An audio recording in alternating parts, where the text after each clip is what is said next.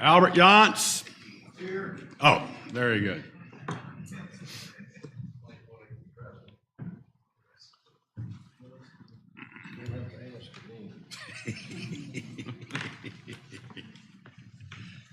Oh, gosh. I'm calling this meeting to order this January 10th, 2023. Good evening, everybody. Thanks for attending. Those that are viewing from afar, thank you for viewing from afar. We had our first spring day today. We have another one tomorrow, and I'm sure we're going to pay for it. Roll call. Albert. Here. David. Here. Doug. Here. Pete. Here. Okay, council, I'd like to make mention that Melissa Pickett had contacted me, and she had some family things that she needed to take care of out of town. They were good things, nothing drastic, and she wanted to know if I'd pass on to you all, and hopefully you all give your blessing that she may be relieved this evening, so she could handle these different things, and so that's why she's not here. Do you feel like we ought to vote on it, or? I think that requires a vote. It normally doesn't, but I'm just putting myself at your beck and call there, sir. Okay? All right, Melissa, you are relieved for the evening. All right. Moving right along, would we please stand for the Pledge of Allegiance? Pledge allegiance to the flag of the United States of America, to the republic for which it stands, one nation, under God, indivisible, with liberty and justice for all.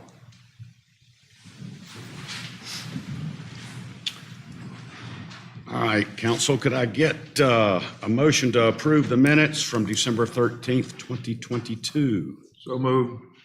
Do I have a second? Second. Any discussion on those minutes? Okay, Albert? David? Aye. Doug? Aye. And Pete? Aye. Okay, those are approved. Do I have a motion to approve the regular agenda? So moved. Have a second? Second. Any discussion?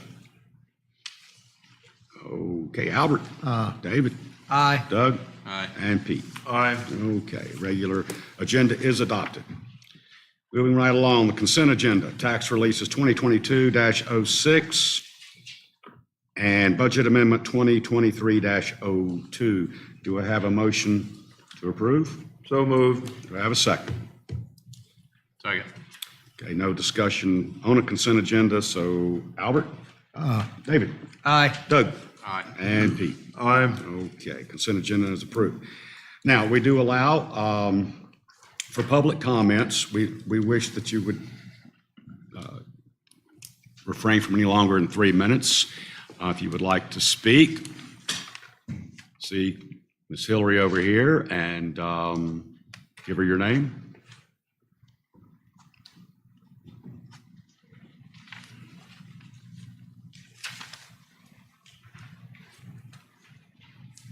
Rick Parsons.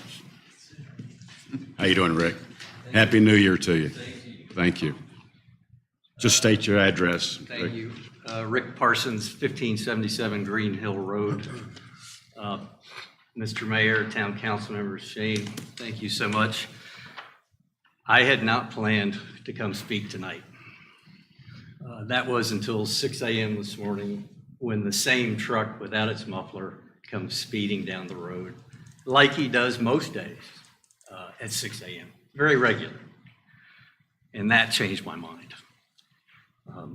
I know in talking to all of you that none of you find it acceptable that cars travel at 40, 50, 60 miles an hour on residential streets in Blowing Rock.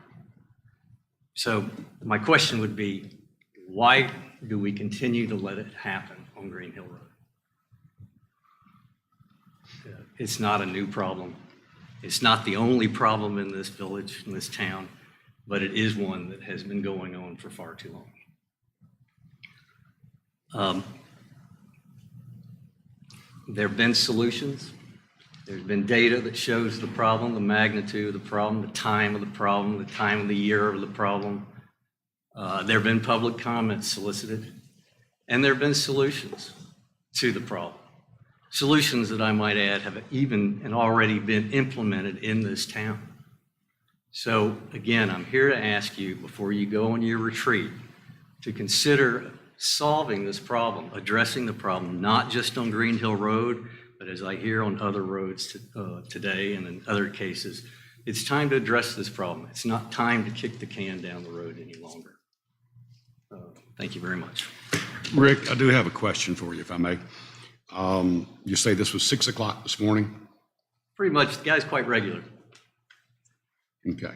But then that's going south. You have, I mean, this is a problem. It's a cut through. We know it's a cut Right. through. Everybody knows it's a cut through. The people going from Boone down the mountain use it to cut through. And the people coming up the mountain going to Boone know it's a cut through and they do the same thing. Okay. In the winter, it's not as bad. In the summer, it's all day long. So, Thank you, Rick. thank you. Okay. All right. We have a special presentation this evening. Chief Aaron Miller. Hello, Chief. Hello, Mayor. How are you, sir? Thank you for giving me a few minutes this evening to recognize one of our employees for some achievement. In North Carolina, for law enforcement officers, in addition to the intermediate and advanced certificates, there's some training certificate programs available through the North Carolina Justice Academy. And these trainings are in certain topics: leadership, criminal investigations, community policing, school resource, tactical operations, and traffic enforcement investigations. These are extraordinarily difficult to achieve. And one of our officers, Alan Hunt, has achieved a certificate from North Carolina Justice Academy in tactical operations. To achieve the certificate required him to do an additional 400 hours of training, and that's in addition to the mandated in-service that the state mandates and all the additional required training that we mandate as a department. So this is something that he went out on his own and spent his energy to achieve this additional certification, and we're awful proud of Alan. I'm not sure if anyone at Blowing Rock Police Department has ever achieved one of these training certificates before, so it's a really big deal. So Alan, come on down, we want to recognize you for your achievements.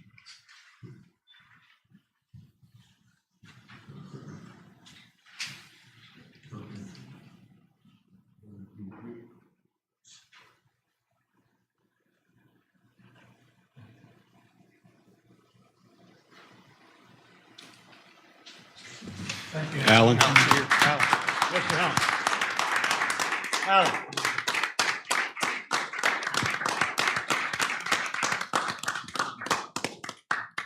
Thank you. Hats off to you for all your hard work. Congratulations.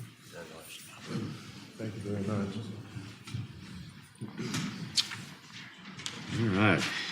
That's impressive.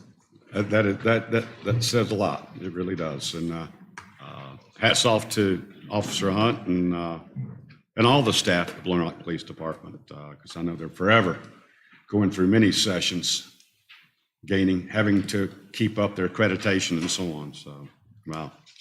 Huge. All right.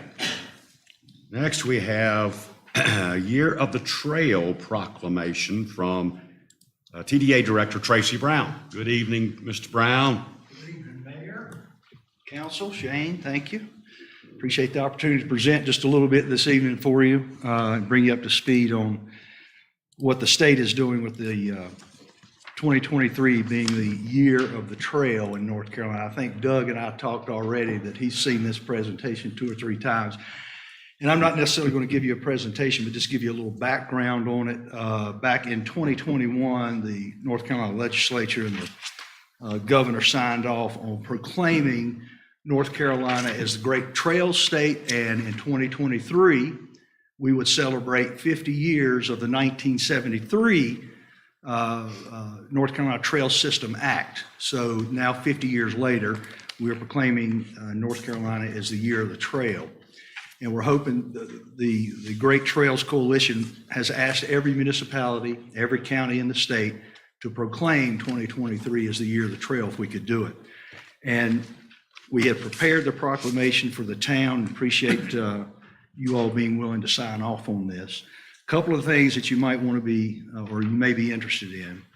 The mission of the North Carolina Year of the Trail campaign is to showcase and celebrate North Carolina's trails, encouraging ongoing participation, investment, and development among locals and legislators. The purpose for the Year of the Trail is to celebrate North Carolina's vast and diverse collection of trails and encourages all of us to recognize our role as champions of these special resources. The vision is to a future in which each of the state's 100 counties experience the proven benefits of trails and advocate for their ongoing growth and development. And the values is participation, inclusivity, stewardship, connectivity, and collaboration. You know how many great trails we have right here in Blowing Rock. We've been stewards and owners of the Glen Burnie Trail since 1906. We've been in it well over 100 years. So we just are asking the town to make this proclamation so that we can celebrate along with the rest of the state and saying that Blowing Rock is a part of the Year of the Trail. I'm happy to read the proclamation, or you can do it yourself, Mayor. We're following basically right off of the state. Everybody seen the proclamation? Yeah. Tracy, since you brought this to the table, I'll be happy to. Thank go you. ahead. And we're basically following the lead of the state and the proclamation that they made at the first of the year from Governor Cooper. Whereas the town of Blowing Rock's natural beauty is critical to its residents' quality of life, health, and economic well-being, and whereas the trails that span across our community are an integral part of the recreational and transportation possibilities of our area and promote an enjoyment of scenic beauty by our residents and our visitors. And whereas the parks, greenways, trails, and natural areas in our community are welcoming to all and provide a common ground for people of all ages, abilities, and backgrounds to access our rich and diverse natural, cultural, and historic resources. And whereas the town of Blowing Rock's natural assets and resources are integral to a disaster recovery and resiliency to climate change for future generations. And whereas the town of Blowing Rock's nature trails vary from the strenuous Glen Burnie Trail, the trailhead of the Middle Fork Greenway, to the 27 miles of gentle Kona State trails perfect for runs, leisure walks, and horseback riding. And whereas trails offer quality of life benefits to all as expressions of local community character and pride, as outdoor workshops for science education, as tools for economic revitalization, as free resources for healthy recreation, as accessible alternative transportation, as sites for social and cultural events. And whereas the town of Blowing Rock assumed ownership of the Glen Burnie Trail in 1906 and continues to promote and maintain the historical asset, and whereas the North Carolina General Assembly designated 2023 as the Year of the Trail in North Carolina to promote and celebrate the state's extensive network of trails that showcases our state's beauty, vibrancy, and culture, and whereas North Carolina is known as the Great Trails State, now therefore, he, Charlie Sellers, Mayor, do hereby proclaim 2023 as the Year of the Trail in the town of Blowing Rock and commend its observance to all people. Fair enough? Thank you, Mr. Brown. Thank you. Do I have a motion to accept this proclamation? So moved. Do I have a second? Second. Any discussion? Okay, Albert? David? Aye. Doug? Aye. And Pete? Aye. Tracy, thank you so much. Thank you, Tracy. Thanks for everything you do for the town and the citizens. Thank you, sir. Thank you. All right. Now we come down to the meat and potatoes. 2021, 2022 audit presentation. This is Mr. Alan Thompson. Mr. Thompson, thank you for joining us this evening. Thank you for having me. Appreciate it very much. Appreciate you allowing the firm to do the audit. And hopefully I can get to some meat and potatoes here. You should have in front of you a copy of the audit as well as the presentation summary. Traditionally, I jump from the presentation summary for the most part. To start with, the main thing you hire us as an independent audit firm to do is issue an opinion on the financial statements as a whole. We issue an unmodified report, which is the highest level, or a quote-unquote clean report, if you will. If you would be kind enough to flip over to page 1, I'm going to read through a few things if I may. There were no significant audit findings. We did have a couple things that I'll explain later about difficulties, but we'll get there. No big thing that can't be corrected, no uncorrected misstatements, no disagreements with management. Management did provide us with a representation letter dated January 4th. We're unaware the management consulted with any outside accountants, auditors, et cetera. The only finding that we really had was a prior period adjustment, which I'll explain, or a few prior period adjustments, which I'll explain in just a moment. On page 4, if you will, I apologize, that's not bigger for those in the audience.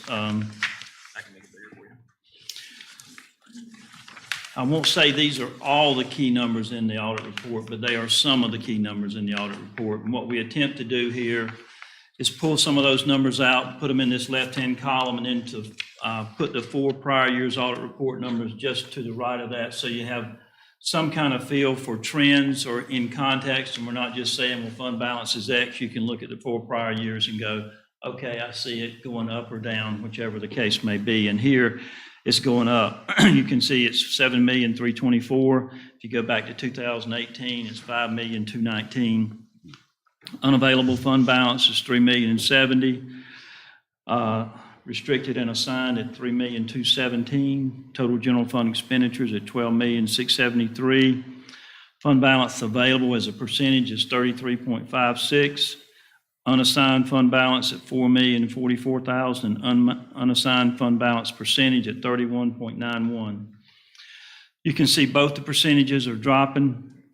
And the reason both the percentages are dropping is if you go to the bottom of the page, on page 4, you can see total expenditures there going from $7,480,000 up to $11,854,000, and that's the denominator in that equation. And so the larger the budget of the town is, the more difficult it's going to be to maintain a higher percentage. So even though your fund balance went up on that top line, your percentage dropped because of the increase in overall expenditures. And So the fund balance is, that percentage is calculated on the bottom line. That's right, yes, sir. The denominator in that equation is total expenditures. Okay, thank you. The other thing that does have some impact on that, one of the prior period adjustments, LGC put out a memo, it's several years old, where traditionally you only accrue revenues that are received within 60 days, but local option sales tax and one other item I can't remember off the top of my head, they even though they might be received in September, they want you to accrue those. So it does bump up fund balance, but it's restricted by state statute. So it does affect your assigned or unassigned fund balance and your restricted fund balance because it's reserved. So your revenues over and under expenses in the next column there. The general fund is a positive $733,000. The capital projects was a negative $2,355,000. The water sewer fund is a positive $242,000, and other governmentals is $196,754. Total or cash and accumulated depreciation, total fixed assets there you can see is $26,515,000, accumulated depreciation 11.4, and cash at $1,964,000. And then you see cash and fund balances there next. Total cash in your general fund is $5,263,000. Capital projects is $1,895,000. Water sewer is $1,964,000, and other governmentals at $72,718. And then you see the fund balance in the general fund repeated there at $7,324,000. Capital projects fund balance at $732,000, and then net position in your water sewer fund at almost $13 million. And other fund balance and other governmentals at $42,492. Now, I'm not going to read all the next numbers, but you see your property tax rates there over the 5 years, your collection percentages, which are excellent for the current year. Collection percentage excluding motor vehicles, that used to be a bigger deal than it is today. It's not really a big deal anymore. And total property valuation, total levy amount, and then the debt there by governmental activities and business type activities. And the governmental activities are basically all your general fund, capital projects, et cetera. And that debt's not recorded in your general fund, it's recorded in the government-wide statements, which is Exhibits 1 and 2 if you look in your audit report. Then you see a breakdown of your general fund revenues by department, and the same thing true of your general fund expenditures. And you can see, I think your general fund expenditures, and this is why the percentage dropped, is up about $2,256,000 versus the prior year. And some of that has to do with kind of the reopening, if you will. All the departments across the board had some increase. So as you go from COVID years to non-COVID years, you're going to have some of that. On page 5, this is where I'm probably talking more than I traditionally talk, which my gentleman there from High Country knows how quick I could be or can be, so. Hang on, Alan, I got you messed up here. Now try and see. There we go. This is kind of the dichotomy of what I'm attempting to explain in my talking here. Is on the top slide, you see the general fund going up in blue, but your percentage dropping, and that's a direct impact on the overall expenditures on being in your denominator there.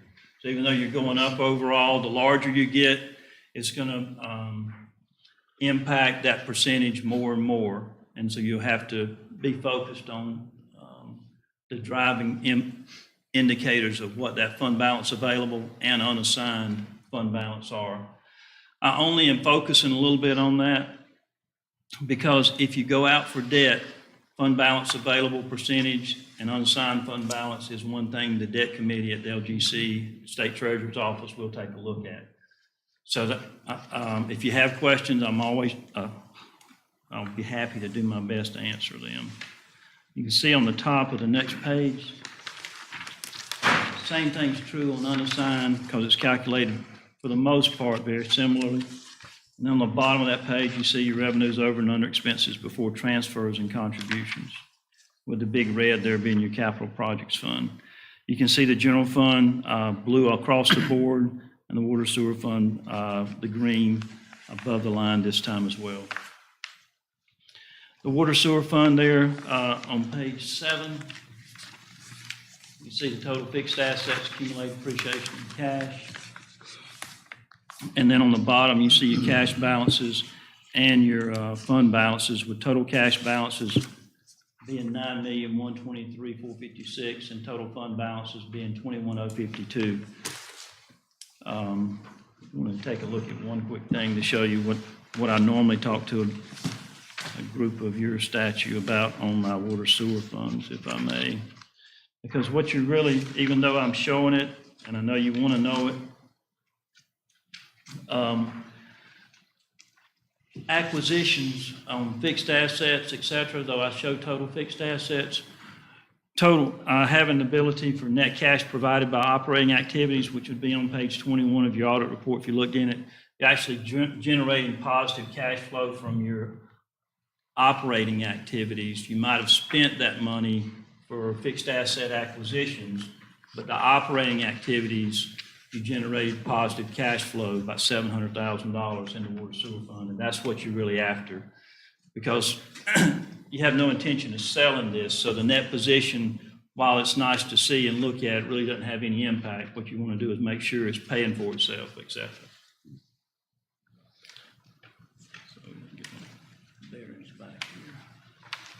And here you see the property tax rates and then the collection percentages versus the statewide average. And traditionally, they do run a year behind giving us that information for statewide, but you're above the statewide average for the prior year, which is awesome. And here you see a breakdown in a pie chart of your total general fund revenue, with ad valorem taxes being the largest. And on the bottom, you see the same thing with public safety and general government being the largest expenditures there. What you see in the last page there, I think 2 years ago, 6/30/21, this is the first year where the LGC used to send out these letters, unit letters. And so the unit letters are no more. The LGC is not going to send out any more letters. They're asking us as auditors if we got anything to say it. And if we don't have anything to say, they'll give us something to say, and because of their spreadsheets, and they want us to share that information rather than going through a unit letter. And so that item is, it did take us a little time to figure out fund balance from prior auditors' journal entries. We've got that figured out. That won't happen again. And then there was, as I mentioned, we accrued that additional amount in sales tax and a couple of items we found when we were going through the journal entries from the prior auditor. And so I think we worked out all that. All that's good, so should not be any issues going forward. With that, I'm happy to answer any questions. Not just tonight, but as you read through the report, if you've ever got any questions, you're always free to give me a call. If I happen not to be in the office, tell them to give you my cell number and track me down. I'll get you an answer to your question. We appreciate you allowing our firm to do the audit report. Yes, sir. Alan, if I just got a couple. Do you feel now that this audit is free of any material misstatements now? I do, yes, sir.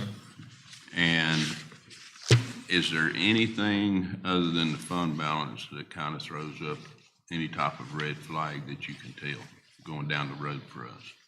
No, sir. I mean, I think what y'all are facing is a really healthy thing, but it is, it requires harder management maybe than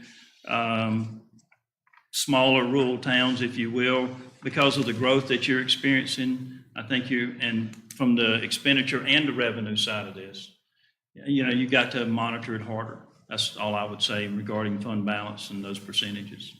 So you got a good problem. What is the, for the sake of all of us, what is the most lucrative and progressive manner to raise that percentage on fund balance?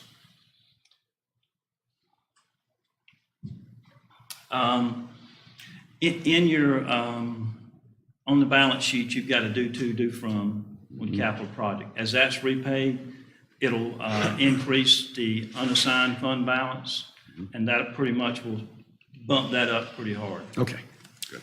Thank you. So we have the money, but we don't have the percentile. That's right, but I think with what I just said, it will get there if you can, if the capital projects fund can pay back the general fund. As we deplete capital project debt, that fund balance will increase, percentage-wise. Yes, sir. Right. Yes, sir. You Okay. got it. This might be directed at Shane, I'm not sure, but 2022 total property valuation, does that include the new county evaluation? No, sir. So these are as of January of 2021 value. So this audit is as of the end of 22. So this would be January 2021 values that were billed in the summer or the fall of 2021. Is that not correct, Ms. Norman? That's right. So that would be, we're a whole year behind with this audit with the new this is not including the reval. This is the year before the So reval. that would be a bigger number. Yes, that number today is more like 1.6 billion is what our total valuation is. Okay, thanks. Two things. You used the word red flag regarding fund balance, and you seem to agree with that terminology. I didn't mean to. Okay. Well, that's what I want to clarify, if you were in agreement with that statement, or I'm looking for some clarification there, either. So I don't think you have a red flag in your fund balance. I don't think the local government commissioner or the state treasurer's office is going, oh my goodness, on your fund balance. I think they are looking at it the way I hopefully explained it is, wow, they got a lot of growth, they got a lot of things going on. As soon as this debt is issued and it's repaid, the percentage will come right back, or will go right back up and be more in line with where it was. That's what I would anticipate. Because $1.2 million will have a significant impact on the numerator in that Right. calculation. Right. The second question I had, and I guess I'm looking for some enlightenment, and this may need to happen later, or maybe Mrs. Norman can help, was the significant increase in other governmental funds, 21 over 22, there in the revenue over under expenditures, where we're running about $20,000 and then it's $196,000.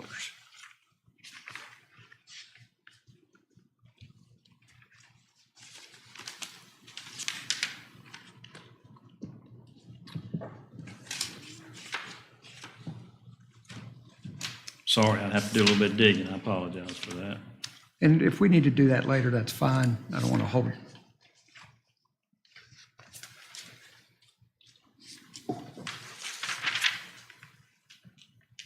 Under 100.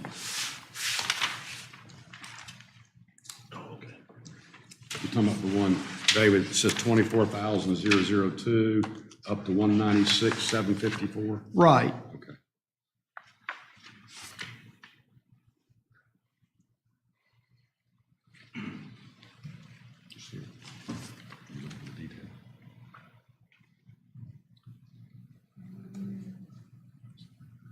Does that include the?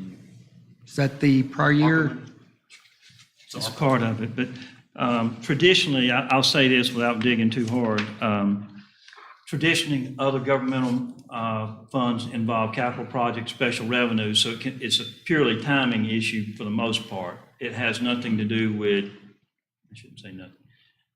It's not a consistent item, though it's been consistent on yours. If you have any bump or change in a project or funding from a state or federal source, it can cause that number to go up and down in the cash.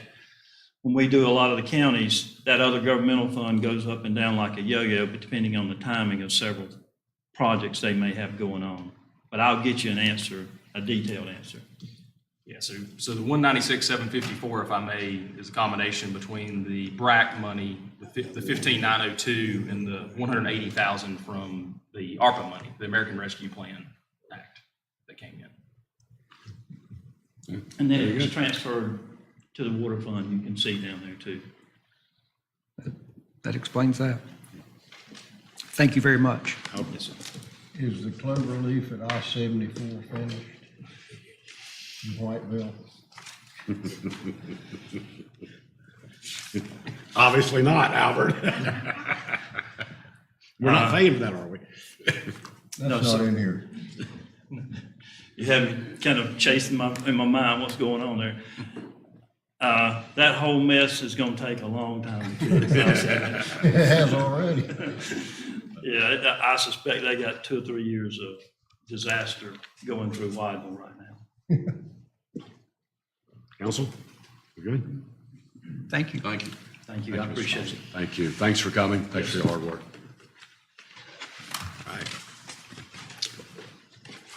All right, council. Now we have an update. Would you like to make any comments on the audit? As Alan was leaving quickly to head back to Whiteville, I would just say thank you to his firm. This is our first year with Thompson Price. We did make the switch to this past year after being with Martin Starnes for 3 years. And then I can't give you the number of hours that Ms. Norman has spent on this audit, but I would say it's in the excess of hundreds and hundreds of hours of time and dedication that it took. The changing of an audit firm is a good thing a lot of times because it puts fresh eyes and new things back into play that maybe others did not see or had grown accustomed to see. But with that comes a great deal of time and dedication from our finance staff, which is Ms. Norman, putting into that. So this firm, I think, is a good firm. I've got experiences with them. They are growing across the state, so I would recommend that we stay with them hopefully for quite some time. Thank you. Thank you, Ms. Norman. All right, we good, guys? Okay.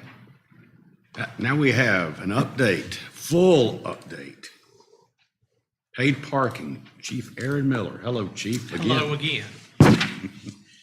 So, that means I have to turn around and do this. So in January of 2022, at the council retreat, we talked a lot about a paid park proposal.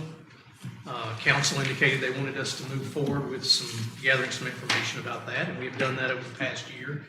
So I think tonight, we wanted to have a full update, let you know exactly where we are, We're going to present the information tonight, give you some time to digest that. So if you have any questions or more discussion, we can do that at the upcoming retreat and hopefully come to some kind of consensus maybe at the February meeting. So that's sort of where we're at. So we'll go through this. And I'm going to recap some of the things that, very hurriedly, that we talked about at the retreat last year. This is going back to the Roger Brooks study. Roger Brooks obviously came, TDA brought him in to do a study about tourism. That's sort of what prompted our parking discussion, was that presentation. These were just some of the numbers we looked at from that presentation last year. The town should have 1,500 parking spaces now, which means we need an additional 600 parking spaces. And this was according to Roger Brooks, which I concur with his assessment on that. And this was the big takeaway from his presentation for me, was Blowing Rock doesn't have a tourism problem, we have a parking problem. These were some numbers that Mr. Brooks came up with, some potential revenue generation numbers that we took a look at. I'm hurriedly going through this first part because it's a recap. We've been over this a couple of times. This was a revenue projection that I put together. It was pretty similar. It was based on the TDA's occupancy numbers for their hotel occupancies, based on our number of parking spaces in different lots. This is just some numbers that I put together, that we had a potential of 1.3 million in parking revenues that we could take advantage of. So here were the benefits that we talked about last year of Pay to Park, a fair and consistent way to accomplish the goals of the town. And that's the most important thing. If our goals is to turn over parking on Main Street for shops or whatever, this is a good way to make sure that we achieve those goals. Provides fair and equitable use of our parking, provides opportunities for public and private partnerships.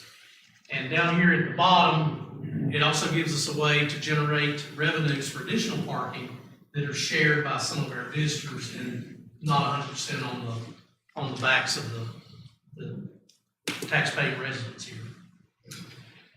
So these are the different folks that parking affects in our town. You can see that list. We talked about it a couple of times. The residents, the businesses, churches, visitors, town departments and staff, and other organizations.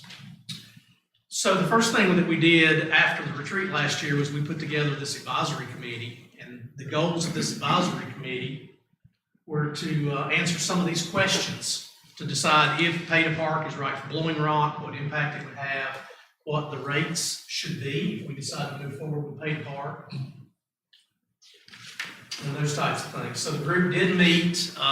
There was 16 or 17 people, I think, total on the committees. We had three or four meetings. They did come up with a list of recommendations based on these questions that we posed. So these are the recommendations that first advisory group came up with.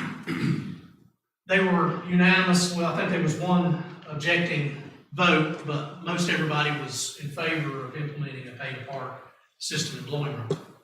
They decided that our Pay to Park times should be Monday through Saturday from 9 a.m. until 5 p.m. and on Sundays from 1 p.m. to 5 p.m., leaving the Sunday morning time slot free for all the church traffic that needs our town parking spaces to hold their services. And they also agreed that we needed to reserve a few spaces in some area, which we thought Maple Street parking area would be the best, for residents only. That does not mean that residents do not have to pay. It just simply meant that they would have the availability to find a space there. Here are some of the parking rates that they recommended. On our on-street parking, it was $2 an hour for the first 3 hours, and then it increased to, I think that's a typo. That should be $4 an hour after, or $3 an hour after 3 hours, not 4. I think that's a typo. Off-street parking, all the off-street parking lots were $1.50 per hour for that time, and we would leave the Devant parking area as free parking for the folks that work in our businesses in town who may not have parking provided by the business and needed a free place to park. And we also discussed reevaluating that at some point in the future if we did build some off-site parking somewhere else, some remote parking, maybe out on the bypass. In addition to the revenue estimates that Roger Brooks put together and that I put together, Shane and Nicole also asked First Tron Advisors to put together a revenue estimate, and I'm going to let Shane go over that revenue estimate. Absolutely. So, Ms. Norman worked with First Tron, which you all are familiar with, especially during our retreat time, working through our debt capacity and looking out for our financial advisor, or as our financial advisor. They worked with the town on our bond issuance, continue to work with the town moving forward with some of our upcoming debt that we have. So they put together a pretty neat template here that's very interactive, and I won't go through all the details here. We'll do this more at the retreat, bringing this up, but everything you see here is essentially interchangeable. So everywhere you see a highlighted cell, as in 51 spots, or whether that's $2 an hour, 8 hours, 4 hours on Sundays. You'll see here we've got some different percentages in here based on the months, what we feel like, or what they conservatively felt like. These numbers have changed, or can be changed, I should say, as we go through this. This template also allows us to go more in depth of future expansion. So we have options here, and again, going into more detail at the retreat of turning on assumptions and filling in some of that information. What it allows us to do is, as we go through and talk about whether it's $2 an hour, $1 an hour, whether we're doing it for 8 hours a day or 6 hours a day, or whatever we come up with, we have the ability to do a pretty quick and easy input and spit out some information that is easy for all of us to understand. Also allows us, and Chief Miller has been great in providing them with some information along with not only the capital potential needs, but operating needs as well, of what that may look like with some growth opportunities. So you'll see a tab here for parking system expenditures with some numbers in it from parking staff, some software cost, et cetera, that's going on, along with some startup cost. Again, without getting too far in the weeds right now, this spreadsheet allows us, and this template allows us to be able to put together information, or take the information that we have and generate out the deliverables of what paid parking may look like. And so as we're hearing numbers from Roger Brooks, as Chief Miller has put together numbers, this gives us more of an interactive feel as we play around and work through some of that data of what that may look like. But for instance, you'll see the information that I have here. We've provided this information through our current inventory. Total existing paid parking spots are 487, 51 spots. That would be the Devant Field parking area, I believe. That's not correct. So as of this assumption, we have 190 spaces that we considered on-street parking. That's the list that was shown just a few minutes ago, mainly Main Street, of course, Sunset, Park Avenue as well. Our proposal, or the committee's proposal, is $2 an hour.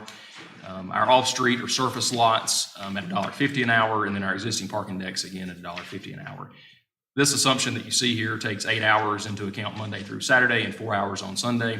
And again, if you want it to be uniform and just simply use 50% as a number, just as a placeholder, what this allows us to do is look at our system overview. You'll see here that 50% number that we're using here 12 months out of the year, again, that may be high, that may be conservative.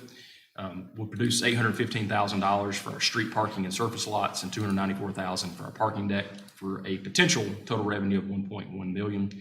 Back out our expenditures initially, that includes some startup cost of say $700,000. This shows in the first year approximately a net revenue of $400,000 from parking that can be utilized for additional parking, debt service and parking, upgrading our current parking, et cetera, within that. So again, I don't want to go too far into the details of these numbers, because these are hypotheticals, these are assumptions that we're making. First Tron did a fantastic job, Ms. Norman did a fantastic job of providing them with information that we can then use this data to start making some decisions and seeing potential outcomes within that. Again, a lot of these numbers that we're using here are hypothetical numbers and assumptions, exactly as it says here. So just wanted to take a few moments and show you the details of what's out there, and then as we start thinking through maybe some final numbers and final theories of how we want to implement this, if we do want to implement paid parking, then this will give us some closer deliverables to what that may look like. That's great. Couple things about revenue and expenses. The expenses are real easy for us to calculate. We know what that is, pretty close. Revenues, as Shane says, we're speculating in a few things like the occupancy of our parking. Until we have 1 or 2 years of pay to park under our belts, we're not going to know 100% for sure what the revenue generation, revenue potential might be. So we're doing the best we can with the information that we have available to try to come up with something. But so far, what makes me feel good about it is all the projections are somewhat in line. They're not too far apart, so hopefully we'll be somewhere in the ballpark. Another thing about the revenue and expense projections as we go through this is that I'm only taking into account the pay to park. It's not taking into account any kind of violation revenues that may be generated. No parking citations or any of the expenses that go along with parking citations. Hopefully they'll be zero, so that'll be a moot point. But obviously there'll be some revenues generated from parking citations, and obviously there'll be some expenses that'll occur as we issue those citations and do those mailings and different things. Okay, any questions so far? Pete? Aaron, you mentioned on Maple Street for residents only. Are you going to have some kind of ID or identification that all local residents will be able to put on their car so they can be identified?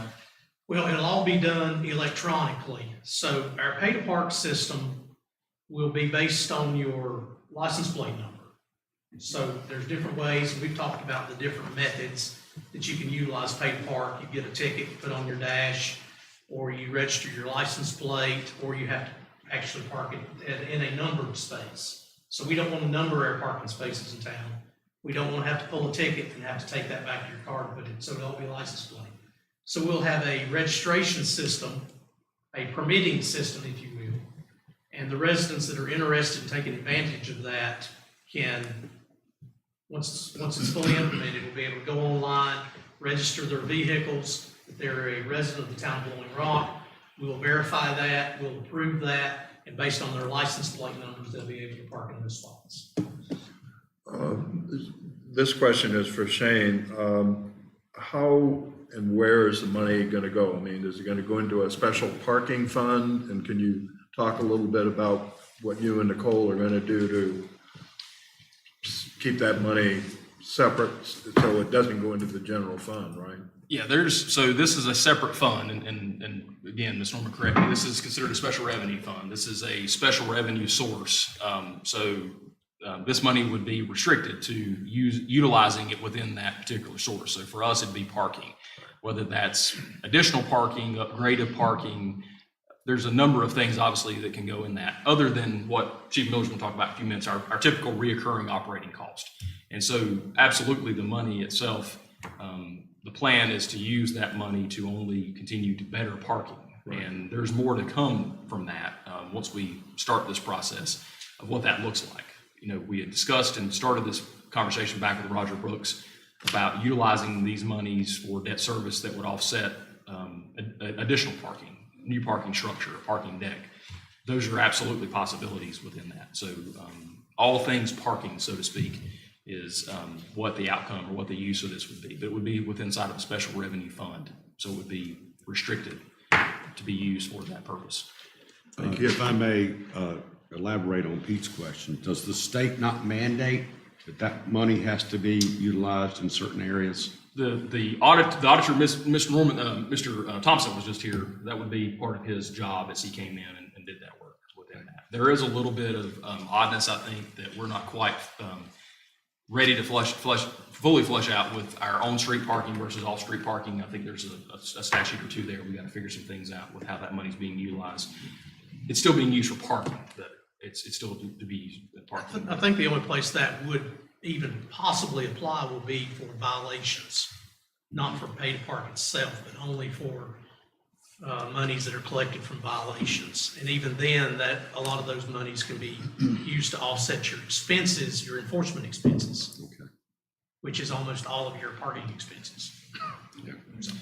Yeah, the initial thought process, at least among staff, is that once we work out the details, and there's a lot of details yet to be worked out, and that's hopefully what we use tonight and the retreat for is kind of working through some of these questions.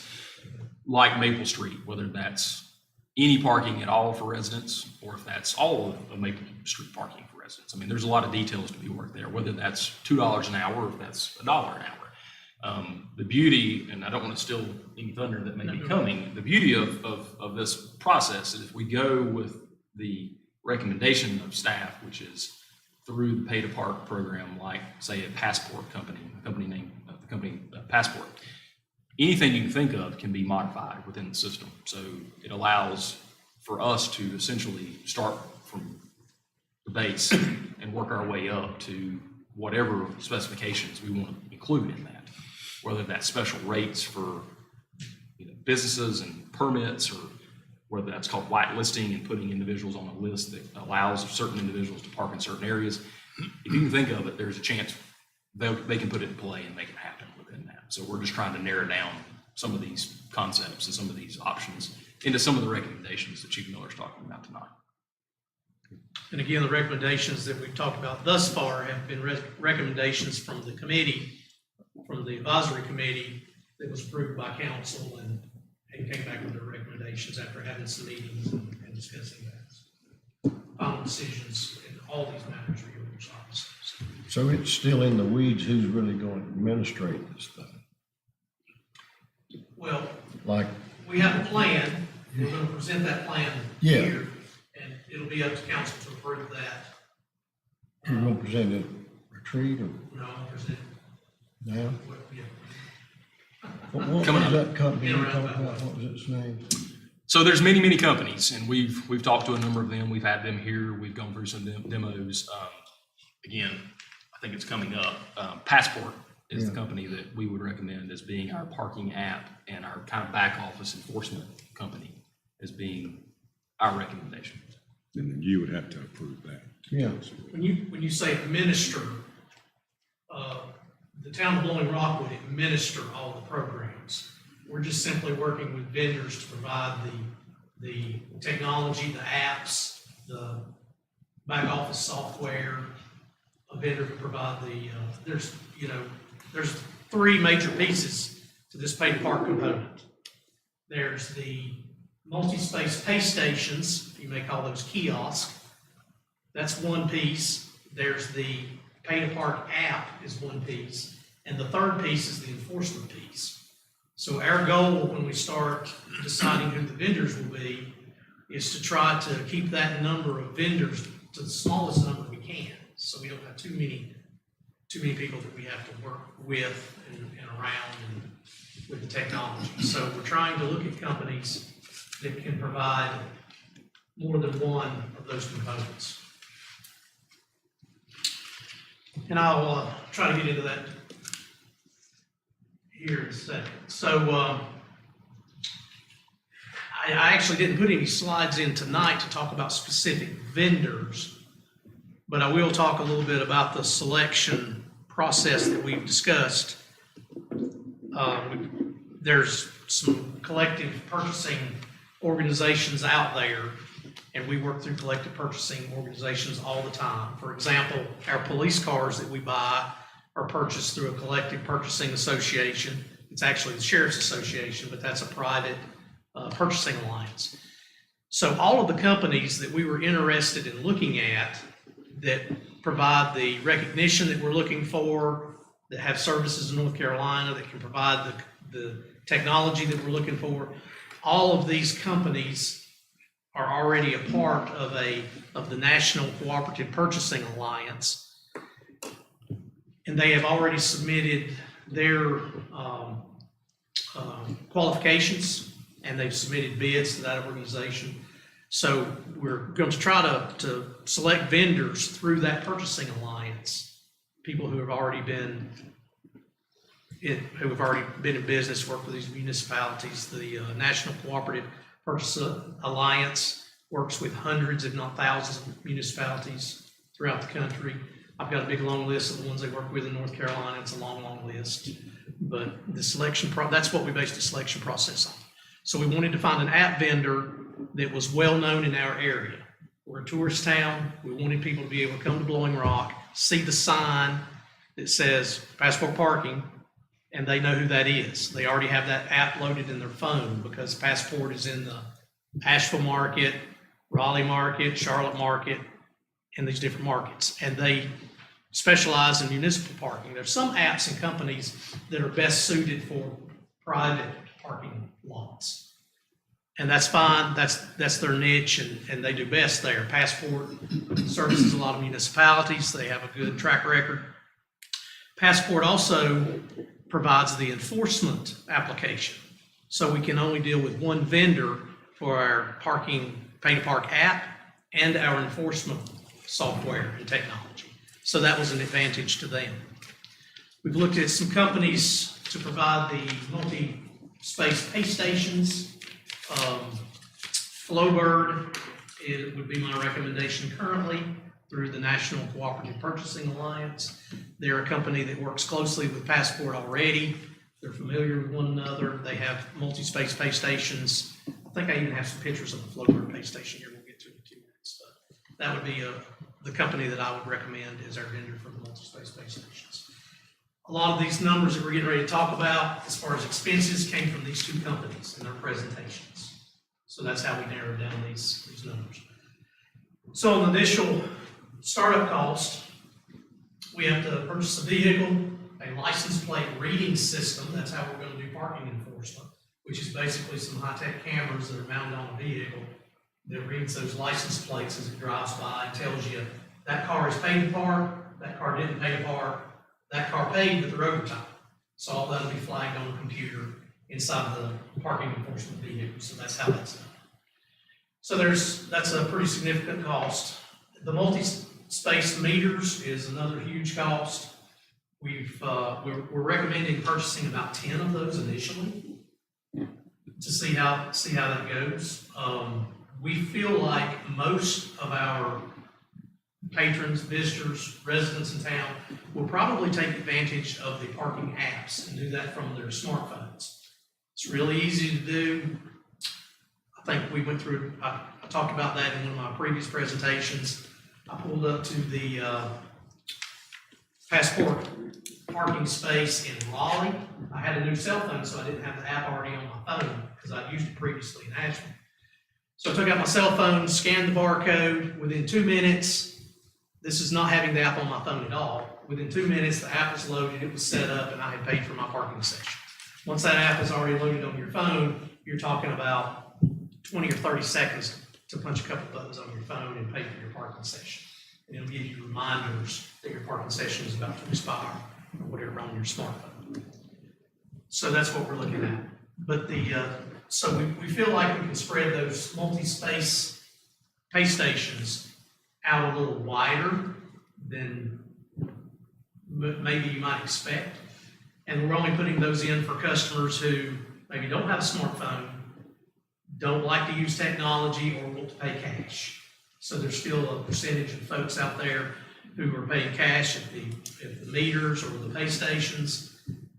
Raleigh, I think, for example, I think it's about 17% of their parking customers are paying by cash.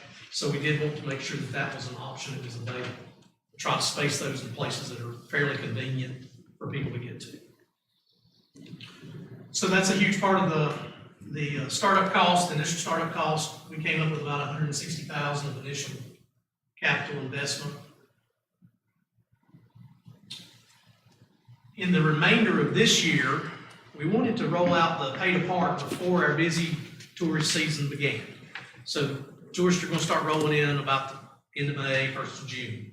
So we would really like to have this thing up and running before we get really busy, so we have a little time to work out the kinks before it's super busy. So we would have some expenses that we incur during the remainder of this fiscal year, probably the fourth quarter. These are those expenses that we would have for the remainder of this fiscal year, $72,500. You can see what that's for. Obviously, the largest cost is personnel. The largest recurring cost for this will always be personnel. The recurring expenses going forward for the years to come. Obviously, personnel is the highest one again, $230,000. We've estimated that we need 3 people 3 additional staff to manage the parking program, and that'll include having the parking enforcement person out 7 days a week. They'll also be helping with, if there's parking spaces that need to be blocked for events and that type of activity, they'll help with that, and a person to manage the paid park program. And that's everything from doing maintenance on the parking kiosk to making sure that the collection program is running smoothly, to making sure that the accounting spreadsheets and things that Nicole needs, all the money's counted, deposited in the bank, and Nicole gets the paperwork she needs to make sure that's all accounted for. So that's what the management person will be responsible for. Outside of that, the next biggest expense is reoccurring software fee. The very biggest one of those is the permitting system. The permitting piece, so that we can permit people to park in the resident-only spaces or in certain other private lots as we deem necessary moving forward. That's the most expensive piece of the reoccurring software. I think it was like $27,000 just for that one piece of software, so it's not cheap. Total reoccurring annually of $269,000. Any questions about the expenses before we move into? How come that software is a recurring expense? How come it's not after you put it in once, that it's good year after year after year? Some of those softwares we're purchasing are. That particular permitting piece is not. I think in the software world, the trend is to move to annual fees on software. If you use Microsoft Word, any of the Office products, any of these things are going to annual fees so they can generate more money. That's basically why most of the software is, but that one particular piece of the software will be an annual recurring. I don't know why, it just is. And if I may, I will add, Mr. Steele, Thomas will be presenting at the retreat as well about possibly expanding our Wi-Fi to all these areas. We do have difficulty with cell service. And so one of the things that he will be presenting will show an overview of where our current free Wi-Fi exists. And it's pretty limited. It's right around the park area here and a little bit, a couple of small areas. He's been working with an outside vendor and will present the results of that hot map propaganda study that's taken place of what that would look like and what we would need there to expand Wi-Fi, essentially to all paid parking areas. And so as you get out of your car in a paid parking area, you'd have a free Wi-Fi option. Of course, we'd have signage as well, helping folks know that. We know the frustration level. Will we We have all the know the coverage frustration. to be able to do that? I mean, right now, there's no way. Right now, no way. The expansion would allow that. And I don't want to take away from Thomas's expertise, but he will share that at the retreat, what that would look like and what service and signal we would get. Again, not cell signal, but Wi-Fi signal of what that would look like. Right now, we don't currently have that expansion option that's out there. So he'll present that at the retreat as well. Just want to throw that out there. Because that's something that's come up several times, is what happens when you don't have service and you can't pay for parking within that. We definitely have to have that before we can even think about initiating this parking program. Correct. We're looking to pair the two together and have them both at the same time. That's correct. And so Mr. Steele will present that at the retreat as well during this update of the topic. Just one more note, just a reminder on the revenues or on the cost of the program. That number does not include the enforcement activities other than the personnel. What I mean by that is there's a one-time, if you receive a parking citation and we bill it through Passport, there'll be $1 surcharge that goes to Passport. We will recoup that in the citation money that we collect from the customer. So the expenses will not only offset one another, but we will generate revenues from that.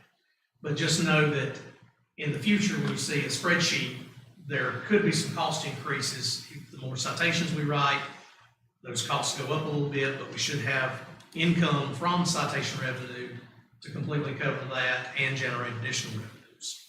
And I have no idea there's no way to predict that.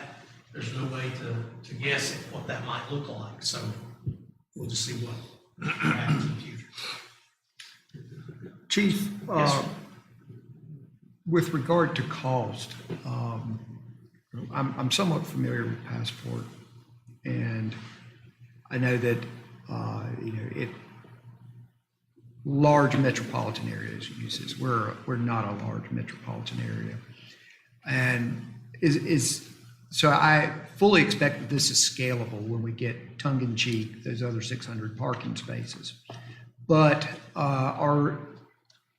is there some type of economy of scale? And are we paying a premium for this, given our size? Yeah, that's a really good question. The money that we pay to Passport doesn't come from the town budget. That is a fee that's assessed to each customer when they pay to park. So we, other than the permitting software, and that sort of goes back to Doug's question, why that permitting software costs. Passport doesn't have any way to generate income from that permitting software, so they have to charge a fee for it. But their other softwares and their other services, those fees are part of are in addition to the pay to park. So when you go in your app, and we charge $2 an hour to park on Main Street. When you pay for your parking session, they're going to charge you $2 per hour plus that additional fee that Passport gets on top of that, which is I think it's 25 cents per transaction. Some of the companies are 35 cents per transaction, but there's a few cents on additional, and that's how Passport makes the money. Okay. The only thing that is scalable, the permitting software, and Passport doesn't know, and we don't know what to tell them. We don't know how many permit applications we're gonna have. If we don't have as many permit applications as maybe we anticipate, Passport has already said that they can scale that amount back some. If we go way over the number, which I don't expect we would, we may have to readjust that cost, but right now, we're looking at scaling it down, maybe, not up. That would be worst case scenario is what we priced here. So there is maybe some room to negotiate that. Yeah, I would add, one of the common questions that initially we discussed with the companies is who pays that fee? So whether or not that's taken out of our hourly rate. And again, will be up to you all to help us decide. Right now, we've included that $2 an hour, $1.50 an hour as being the gross and net amount. We're not taking out the 25 or 35 cent. And the kiosk fee is a little different than the app fee. I think there's about a 10 Yeah, cent but difference within it's still a that. fee, but that's, We're passing that on to the consumer at this Right. point is what our proposal is, but we haven't. That's up to you all to help us work through as well. And those digital permits are issued through the app, online? it'll be a different program. It won't be through the app. The residents would have to go to our website. And what we would like to see is an interface on our website. You click Link on that. register to park, and you'll be able to go in there and put in your information. That would be forwarded to the police department automatically, and we would go in and verify that information and approve that permit. So that's the way that would work. And the permitting process, again, is what we make it. So that can be from no permits to permit for employees and permit for residents. I mean, there can be as many different permits as you would like for it to be. So, My question on that was, say you got a permit and you pay for that permit and the lot's full. Well, we're not proposing at this time that permit be at a cost. We think that should be free for town residents to register. And that would give them the ability to use those parking spaces if they're available. I think that's what was discussed at some previous presentations we've made. I think we talked about maybe just 10 spaces initially in the Maple Street lot is what we talked about. Just having a few spaces that were residents only to give residents an opportunity to find a per place to use. park. They would still pay the $2 or the $1.50 an hour fee to park there, but registering to be able to park there, we would provide for free. Now, we can, if council wants to, we can assess a fee to that and reduce the cost to the town, reduce that $36,000 in software fee. A lot of that like I said, that permitting software is one of the most expensive pieces. It's $27,000. We could offset that $27,000 by passing that on to the residents. Right now, our proposal is that we don't, that the town pay for that out of the parking income itself and not assess an additional fee to residents, but that's totally up to council. Okay, and we've also talked about giving or selling permits or monthly passes or whatever. What I was leading up to is what if you buy a monthly pass and you can't find a place to park? Say I bought a pass for Brom Parking Deck, and then I get in there and there's nowhere to park. I can't make more parking spaces though. That's sort of the problem we're in right That's now. why I'm leading up. I mean, right now, the residents don't have they try to find a place to park, and they don't have a parking space now. So what we're trying to do is generate some revenues to build some additional parking. Well, I mean, what I'm saying is it'd be crazy to buy a pass when you can't guarantee a space. Yeah, and I'm not sure that we're not proposing right now to be able to purchase passes in advance. We had talked about that wasn't in the conversation that we've had, but if you recall, we've had a lot of conversations since last January about parking.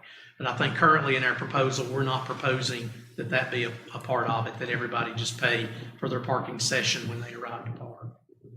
So I just think that'd be simpler. you're not gonna be like the airlines and oversell the place. Well, I think we're already sold. We're that. already oversold. Who handles the complaints? One reason we wanted to administer the program ourselves and keep it in-house is so that we handle the complaints. You. It's us and at the police department. So some of the negative comments that I've heard from other municipalities that farm the entire thing out, that contract the entire parking program out to a third party, is that they have no local control.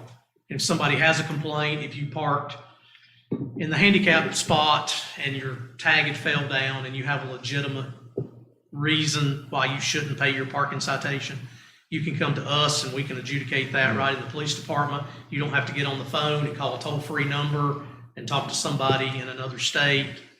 Yeah, And you know how that goes. So that'd be better. we want to keep as much local control as we can to provide the customer service that people expect here. Time frame.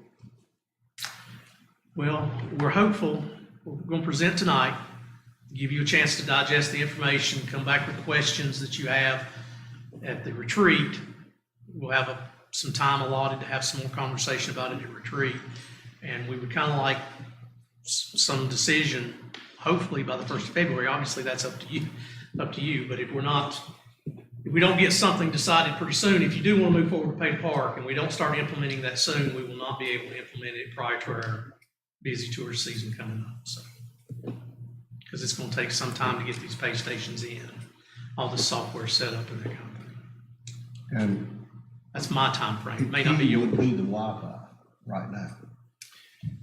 A potential frustrating factor is that we do have self-service issues within the town that we have no control over. So I will say to everyone that has the same frustrating outcome with self-service, we all feel it living in the town, whether that's Verizon or AT&T or whomever you may be with. At times, self-service is very limited and difficult.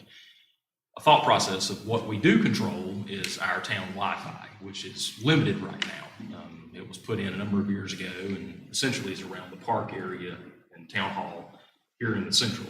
So a thought process that we had is as we're going through this, we need to go ahead and have our Wi-Fi expansion taking place and implemented and ready prior to paid parking coming into account. That would mean that we would need to expand our current Wi-Fi capabilities. And so we will present those details to you at the retreat as well. But that would allow for anywhere there's paid parking or expected paid parking, there would be a Wi-Fi signal that would be a free signal that would be strong enough for you to be able to upload or use the app versus using self-service within that. All this technology is interesting. The kiosks themselves, and I'm not sure if you're going to go into this, there's no wires. So they're either all utilizing cellular or Wi-Fi technology. They're using solar panels to power up the units and battery supplies to help continue keeping those in place. So there's no wires from these kiosks. There's nothing to bury. There's no lines. So part of rolling this out a crucial part of that's going to be upgrading the Wi-Fi. So we have reliable service throughout the town. Well, that'd be a pretty good lick to do anyway, wouldn't it? Yes, sir. Without parking. We said no parking. It has been a topic of discussion most recently because of our cell phone issues and our data that we would like to have better Wi-Fi throughout the town, whether that's at Rumpel while you're out working or whether that's on Sunset. The need for expansion of our Wi-Fi is needed without paid parking. I would agree with that statement. It's a necessity given our current cell phone issues, cell service issues. Any other questions? No, that was great. Parking fines, these are some parking fines that have been recommended.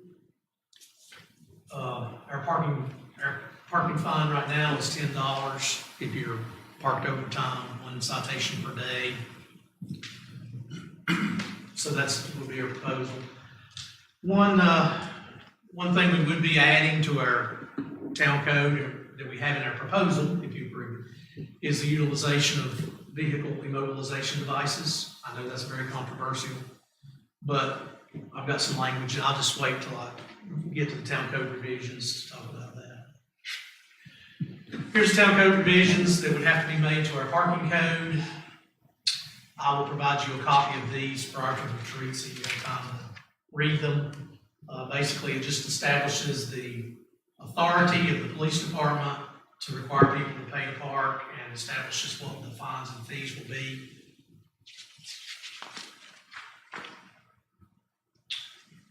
Well, I didn't have another slide, so I'm gonna back up here just a second.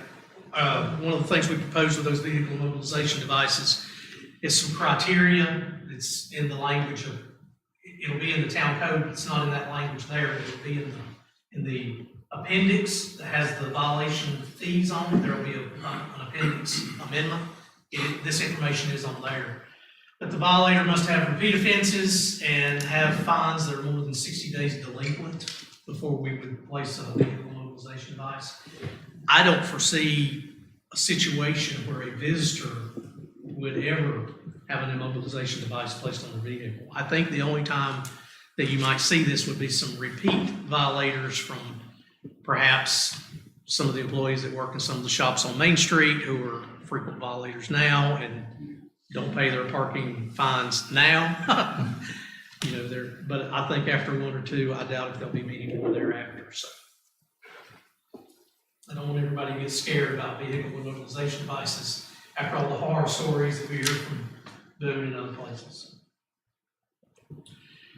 Here's just a picture of the multi-space pay station that's a Flowbird. This is a picture that I took in Raleigh. This is how they look. They're very small. They don't take up much space. They have a solar panel on top that's built in. It looks pretty nice. They're pretty easy to operate. A couple different display options. You can get keys or you can get a full digital display.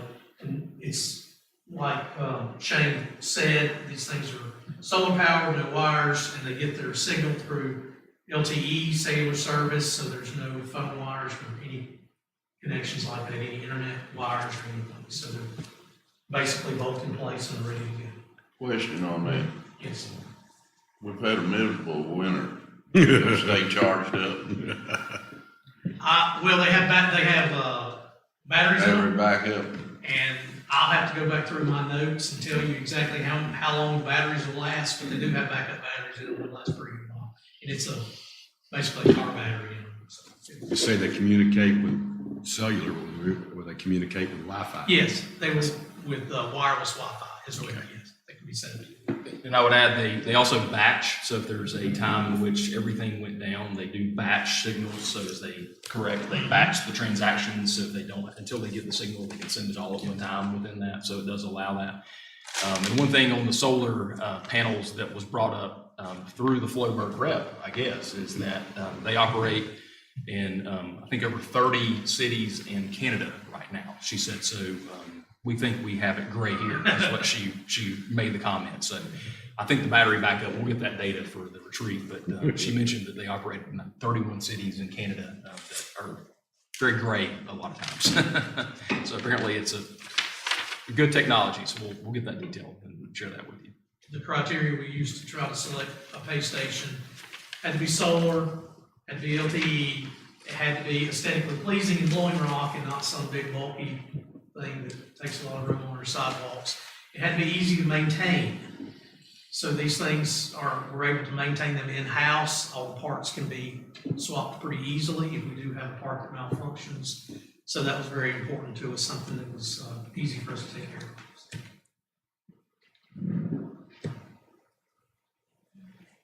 of. Just a minute about the zones. So we would have zones within the town. That's how you would pay for your parking session. Your license plate would already be saved in the app.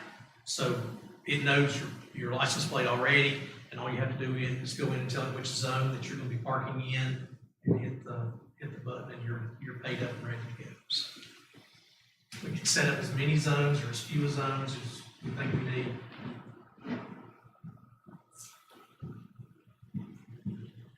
These last few slides I just left in here in case there were any questions. These were, we spent a lot of time over the last year looking at other municipalities and what they were charging.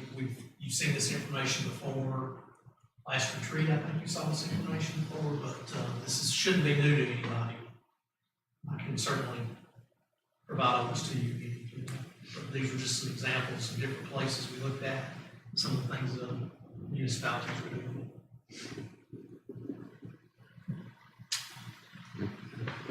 Council? One last question, I'll leave you alone to the retreat. You know, we've talked before, and I've brought it up before, about are we going to elongate some of these spaces to handle people like Blue Ridge Electric who come in with the larger trucks that cannot park in a single parking space, and they're here to try and find some lunch? My personal opinion would be no. So they'd have to rent 2 spots. Staff did have a conversation a little bit the other day. Obviously, we're going through the resurfacing project coming up this coming year. There's some suggestions on different things we might do to Main Street to change the appearance, maybe subtract a parking space here or add a parking space there, whether we have loading zones, whether we don't have loading zones. I think that's a pretty big conversation in and of itself to have as we get closer to the resurfacing of Main Street. And perhaps that's another work group that sits and has a conversation about that. If there's things you'd like to see different about Main Street, that's just strictly my personal opinion. I don't know whether Shane agrees or disagrees. That would just be my personal recommendation to talk about that then. Church parking involved, yes, no, or optional? Optional. We have provided a plan. If the churches or other private parking lots would like to participate, we have a plan in place that we can come in and help them generate revenues and help them mitigate problems. But that is totally, none of those numbers have been included in any of our revenue projections or cost projections. That would be totally separate. And that's totally 100% up to the individual churches or owners of those parking areas. But we do have a plan if they choose to participate. Part of the discussion at the retreat will be if they do choose to participate and what that will look like, and what options we have there. So the numbers that we presented tonight do not include any of those spaces, whether that's at First Baptist or Rumpel or the post office or any of the private lots. We do, and we have discussed what that would potentially look like, and we'll share that information with you as what those numbers are. We have that data, how many parking spaces, and what that may look like from, we'll call it a revenue sharing standpoint. There is some opportunities there, of course. We just wanted to keep it simple with our own spaces right now with this presentation. And I would add, it's come up several times, I know, over the past year. We're only talking a certain amount of time that we would enforce this parking. So there's a lot of early morning folks that come out. There's a lot of late night folks that come out, so to speak. And so what we're looking at, again, this is up to you all to make that decision, is what hours of the day do you want to enforce and have paid parking? Whether that's 9 to 5, as in I think the committee suggested, or 10 to 6, or whatever those numbers look like, there still is going to be opportunity for free parking outside of those hours as well. So it's come up with folks coming into town early to get coffee and just needing a few minutes, and things of that nature have come up. So we were trying to keep those in mind as we were working through this. It may not make sense to have parking, paid parking at 7 in the morning. Maybe it only makes sense to have that starting at 9 or 10 o'clock when the shops start opening within that. So just keep all these things in mind as we go into the retreat for discussions.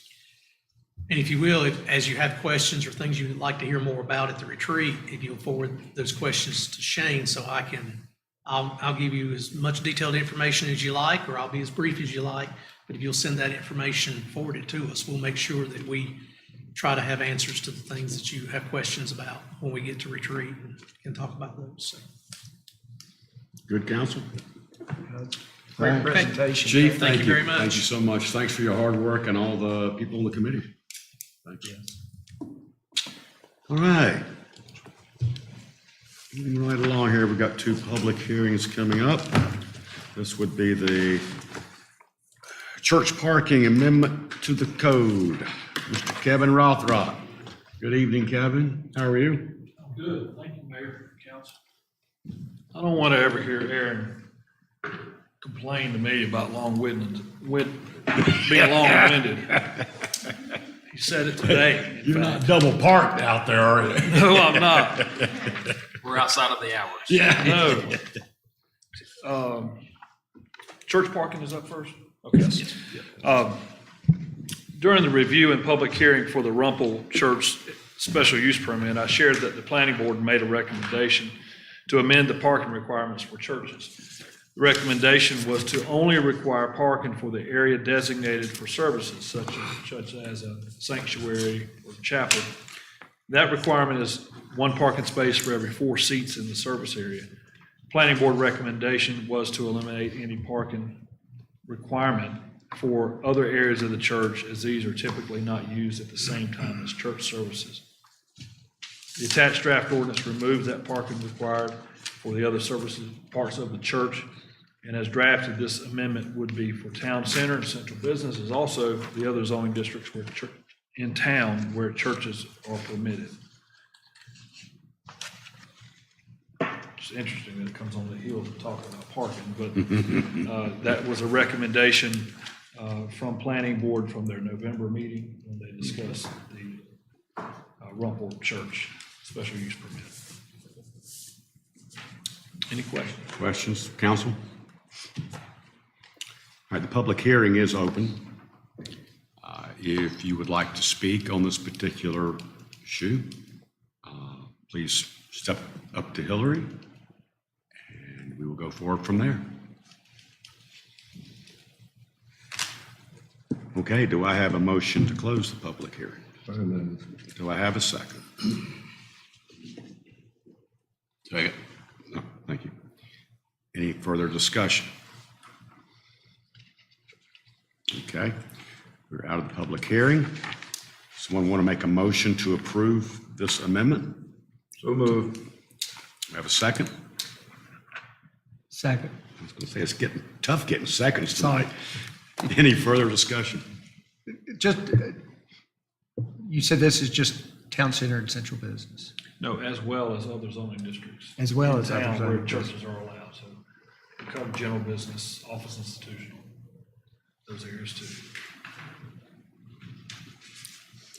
Albert? David? Aye. Doug? Aye. Pete? Aye. Okay. Passes, moving right along, we've got annexation, Blowing Rock Brewing Company, and we get Mr. Kevin Rothrock once again. All right, thank you. Blowing Rock Brewing submitted a petition of voluntary satellite annexation for council consideration. That was before the December meeting, and we had 2 resolutions to move that action forward. No. The property is 3.87 acres and is located currently in the ETJ on the southwest corner of Highway 321 and Edmiston Road. The property is now currently zoned CZ GB, conditional zoning, general business. The applicant has submitted the petition for satellite annexation as required by the approved conditional rezoning ordinance. It required Blowing Rock Brewery to go through this process for the purposes of connecting the town utilities. Consistent with town policy, any property that desires connection to town utilities must be located within the corporate limits. Blowing Rock Brewing is responsible for the cost of extension of any utilities to serve the property and any availability fees. And Blowing Rock Brewing is required to connect to public water and sewer as the public water is deemed available as the town and Town of Boone completed a settlement agreement with the Town of Boone related to the emergency water supply agreement between the two entities. There are 5 points that need to be followed for satellite annexation. This property meets those requirements. And so through the process of annexation, it appears that all those requirements have been satisfied. And if approved as presented, the annexation will become effective June 30th, 2023. And there'll be a map recorded with the Register of Deeds and with the North Carolina Secretary of State. Annexation ordinance has been attached, and also the plat was attached to for your review. Any questions? Council? Okay, this is also now up for public hearing. Do we have any residents that would like to speak on this particular issue? Okay, do I have a motion to close the public hearing? So moved. Second? Second. Very good. That was quick. Any further discussion? Albert? David? Yes. Doug? Aye. Aye. Okay, public hearing is closed. Do I have a motion to approve? So moved. Do I have a second? Second? You beat you to it. Any further discussion? Who Okay, seconded that? Who was the second? Albert. Okay, Yeah, he beat David to the draw. all right, Okay. thank you. Albert? David? Aye. Doug? Aye. Pete? Aye. Okay, annexation's approved. Congratulations to our town is expanding, my gosh. Let's don't forget, this whole procedure woke Boone up a little bit. They got off their main rule. Now we control our own water. All right, well, moving right along. You know, and that being said, from our official reports, I would like to say thank you to the Town of Boone Council, thank you to the Blowing Rock Council, the town managers for Boone and Blowing Rock, for working out all the details it took to get this interconnect agreement approved. It's been going on for many years, and now that this interconnect, the town, Boone and Blowing Rock are able to utilize it for water source within our city limits, and per se ETJ, but actually city limits. So my thanks to the councils for that. I would like to say thank you to our town staff. This was probably the coldest Christmas I can remember, because I wasn't here in '89. They said it was colder than '89. Was it colder than '89, Doug? Gold. But our town staff, all of them, Public Works, Police, Fire, even our town manager jumped up to the plate, and everybody was there, and my thanks to all the staff. And I've gotten so many emails from residents applauding the town staff and what they accomplished and how they were proactive. I love being proactive. I hate reactive. So, last but not least, well, not almost last, traffic light at Green Hill Road is installed. So hopefully those people that live on Green Hill will feel safer when pulling out and also off Gideon Ridge. It will be on caution flashing for about a week. And that is so people can familiarize themselves that there is now a traffic light on our 4-lane road at that location. It will not fully go into operation until they finish the striping, and the striping will not be done until weather permits. So, but the poles are up, the lights are up, and everything's supposed to be completed and wired tomorrow. So, as mayor, I would like to thank Cully Tarleton, who was able to pull this together because the Green Hill residents were very, very concerned, which rightfully so. Last, God, I feel like Shane Fox. I'm going on. Traffic light, 24/7 transport. This has been an issue for many years. Doug Matheson has spearheaded a lot of this.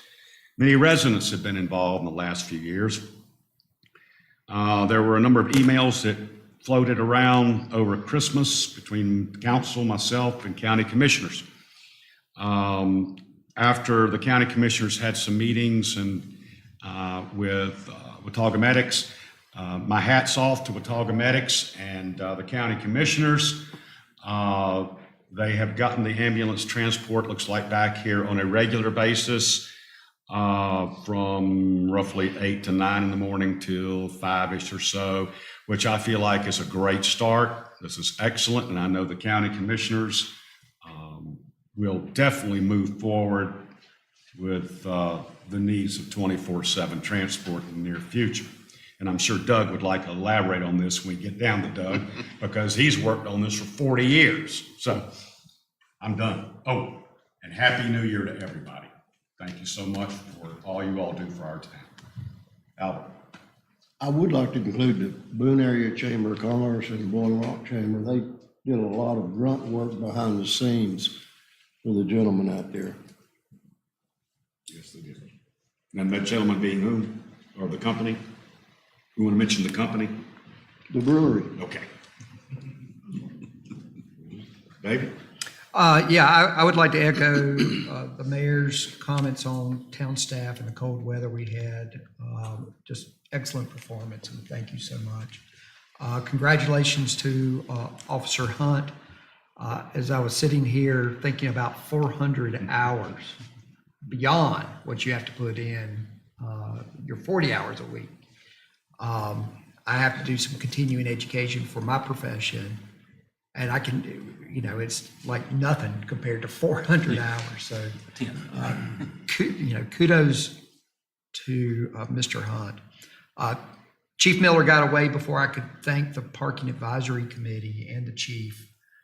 That was a heavy lift and a lot of information, and I'm looking forward to retreat to digesting that and moving forward with paid parking. Having been in organizations that are required to have an audit each year, if you're the financial manager, it's sort of like your report card. And I would just like to commend Mrs. Norman and Mr. Fox for an A+ on your report card. I know that is a lot of work, and I always look as business manager, I always look forward to the audit, which is kind of sick.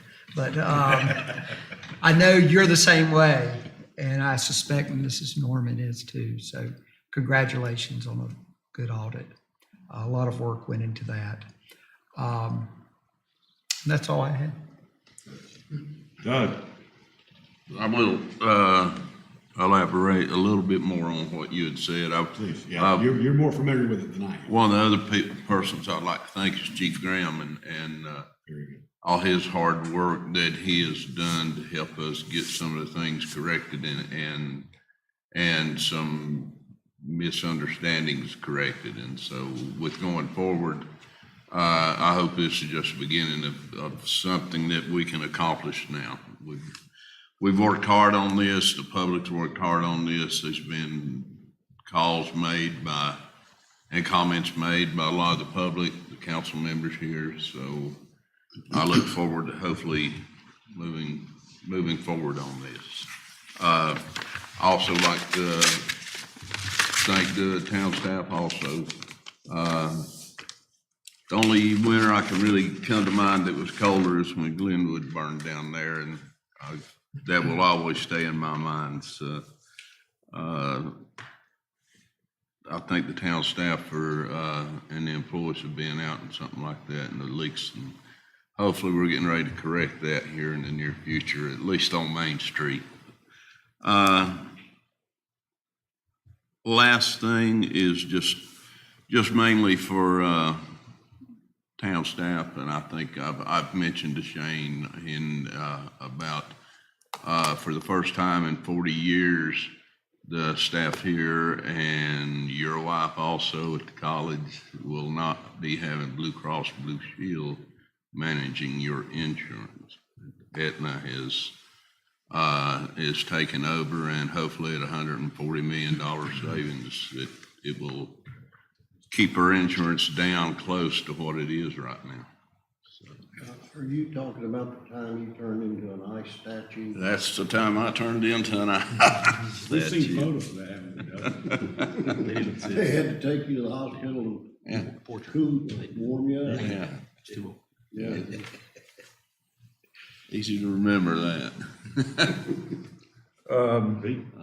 Yeah, I'd like to echo what Charlie and Doug said about the ambulance thing. I'd also like to recognize one of our local residents who wrote a letter to the Watauga Democrat and talked about how this issue, and this goes way back to Doug here, but the article said that in October 5th of 1978, they were talking about this problem with ambulance service in Blowing Rock. That's kind of a lot of years, and for people that have been around. I wasn't born yet. Yeah, I certainly hope that we're going to, at the retreat, really get down and get this problem fixed. There's a lot of talent here that can do that. The mayor, Shane, Kent, Doug, and others. And so I hope at the retreat we can, it's been too long. I mean, residents want it fixed, and let's get it fixed. Thank you. Mr. Moser. If I may ask, we were talking about the ambulance transport. I would like to say we've had many residents, including Greg Lee, wasn't it? That sent the letter in, was it? King. Greg King. That was Greg King's Greg letter. King, and the RCA, individual groups, the chamber, everybody's been involved with this. And so thanks to everybody. Mr. Fox. Certainly. Thank you, Mayor and Council, for taking the time tonight for, I thought, a good meeting, good update on the audit and parking. So thank you to everyone participating in tonight's meeting. I'll start by saying an update on the retreat dates, since we're talking about the retreat. So the retreat is set for Monday, January the 30th, Tuesday, January 31st, and Wednesday, February the 1st. All 3 days at the American Legion. The plan is to keep hours similar to in the past, which is about 8:30 to 5. So 3 full days are planned at this point.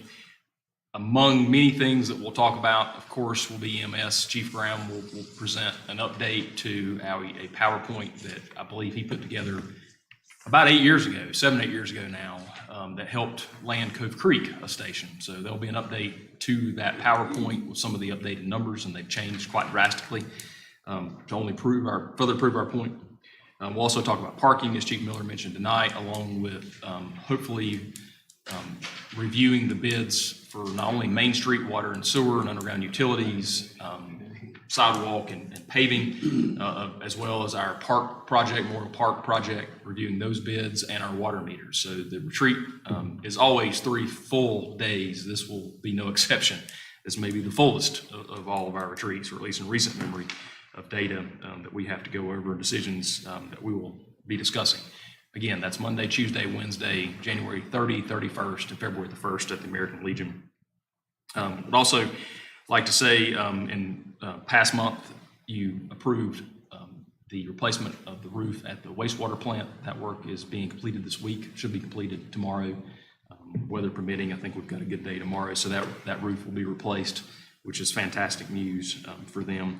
And again, I mentioned earlier, bids are out for all those projects, so all of our bid documents have been out and are soliciting bids right now, whether that's the Main Street project that has 5 divisions included: water, sewer, underground utilities, sidewalk, and paving, whether that's our Memorial Park project, which is out for bids, or our water meters. So again, all 3 of those separate bids will be back prior to the retreat, and hopefully we'll use the retreat to go through and discuss the details of those.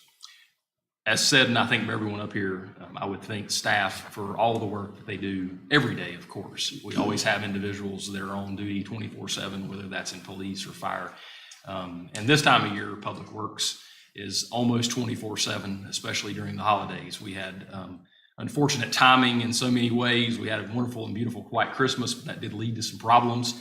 We had the snow that came in, flash freeze, that then led to the deep freeze, that then led to many pipes bursting throughout the town. Luckily, I say luckily, only 3, I would call main lines broke during that time. If you watched the news and followed Asheville and others, there could be many, many more that were out there. So we had one on Main Street, one on Wallingford, and one on New River Estates.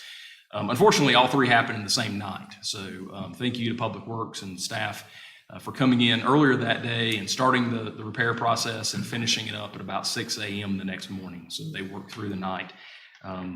I believe sub-zero temperatures during that time frame. So just again, thank you to all the staff and all the work that goes into that. There's so many things that I could say from a thank you standpoint: police turning off water meters, fire being out, dealing with true fires that took place during that time. We did have a structure fire. We did have a number of water damage calls that required the fire department's assistance along with Public Works of turning off meters, pulling power supplies, et cetera. So for about 3 full days, there was work being done 24/7 in many, many different facets. A lot of updating through social media and Ms. Norman and the work that she put in there. So I'm sure I'm missing individuals other than just simply saying thank you to all the staff for all the work.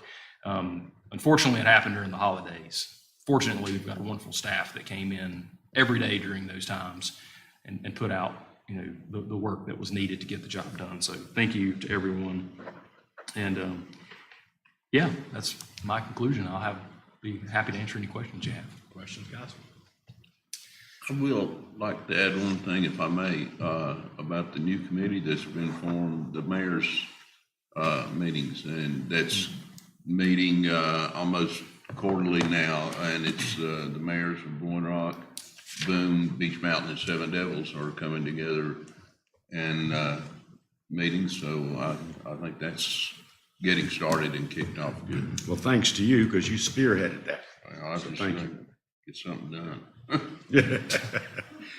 done. Ladies and gentlemen, we're going to take a 10-minute recess. We're going to go into closed session after that. There shouldn't be any decisions made from that closed session. Albert, if you read the... Well, work on a general statute 143, 318, 11, 6. We move into closed Okay, session. we'll take a 10-minute recess and we'll go into closed session. Thanks for joining us tonight.